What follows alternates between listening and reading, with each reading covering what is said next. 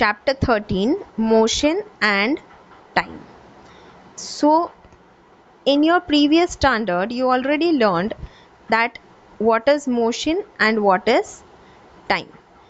You know types of motion. There are various types of motion, I can say. There is a straight line of motion, there is a circular motion, then you can say that there is a periodic motion, non-periodic motion. These are types of motion. So in this table you have to fill the data that if the soldier is moving in a march past, it means he is going in a march past. So is he going in a straight line or a circular or a periodic? Straight line means straight, circular means full circle, periodic means when it go over here it will again come back to original, then go this way, then go this way, like a swing. Okay, so that is periodic motion. Now motion can be of a slow or a fast. What do you mean by slow motion? Whenever anything is moving slowly, it is slow motion. Fast, it is comparison. If somebody is moving faster as compared to you, right, then he is faster, then you are slower. Understood? So one activity is given where you are told that the position of some vehicle is given, and in next vehicle after few time one another photo is given where you are shown the position of vehicle.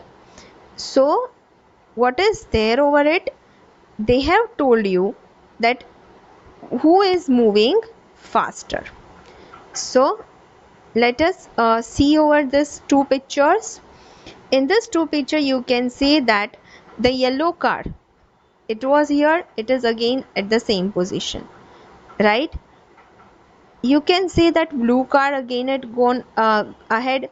This green car, it came more faster, right? So you can say that green car is moving faster because the position changed fast. So this is about the slow and fast. Now I would like to tell you what is speed. You know, speed means distance upon time. If you cover 2 kilometer in 10 minutes, then 2 upon 10, 1 upon 5, 0.2 kilometer per hour is your speed. If one person is moving 2 kilometer in 10 minutes, if other person is moving 2 kilometer in 20 minutes, the first one is faster one. Why? Because he is moving more distance in a same time. So if you know the distance and if you know the time, then you can find out the speed. So this is how you are supposed to find the total speed and total time. If I tell you that you are moving, if you are two person, right, person A is moving 3 kilometer, I am giving you half an hour. Person A is moving 3 kilometer, B is moving 4 kilometer. Who has higher speed? B, right? So this is about the speed. If I tell you 50 kilometer per hour, it means in 1 hour he covers 50 kilometer. So as it is given in your textbook on page number 145, it is given the speed, the formula is given total distance travelled upon total time taken. Now I would like to give you one example. If in first 10 minutes you are moving 2 kilometer, in other 10 minutes you reached at 4 kilometer, in other 10 minutes you reached at 6 kilometer. So in every 10 minutes you are covering 2 kilometers. But the other student, if he is covering in first 10 minutes, he covers 2 kilometer. Now he realizes that he has to reach home fast. So in next 10 minutes he covers 5 kilometer. In next 10 minutes he becomes slower and he come up to only 6 kilometer. So in first 10 minutes he covered 3 kilometer, in second 10 minutes he covered only 1 kilometer. First he was at 2 kilometer, second at 5 and third at 6. So he is not uniform. He is not uniform speed. Right? The first one has got uniform, second one is got non-uniform speed.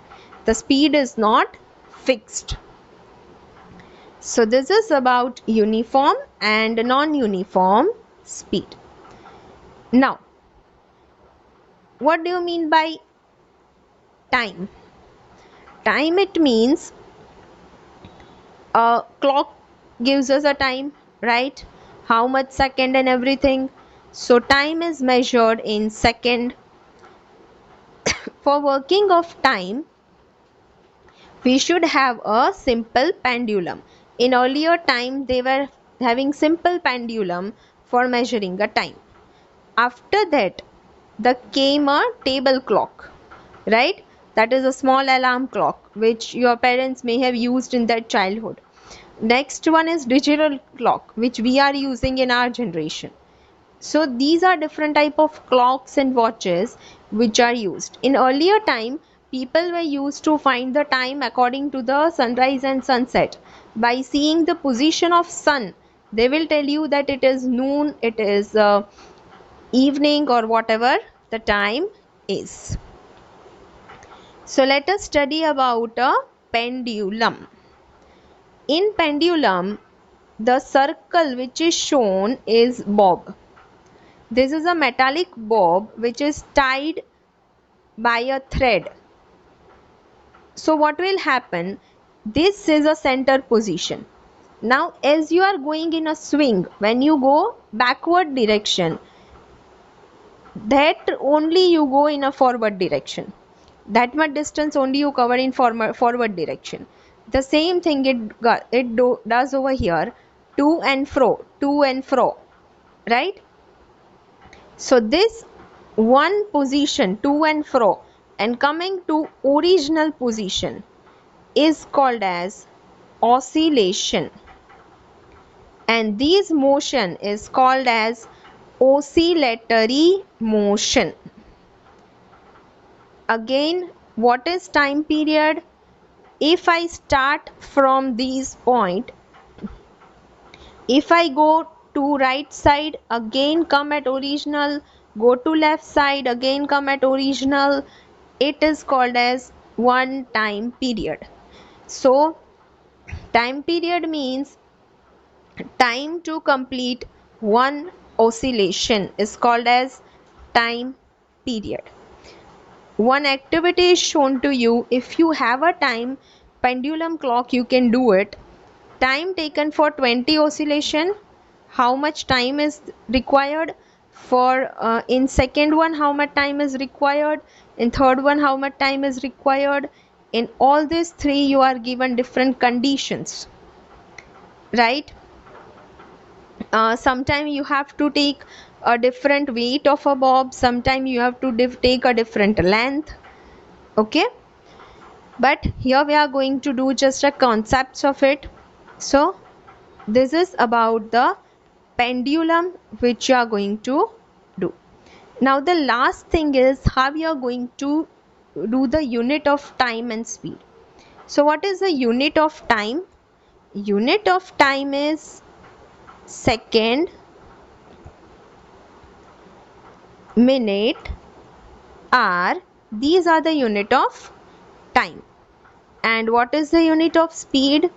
Meter per second or kilometer per hour.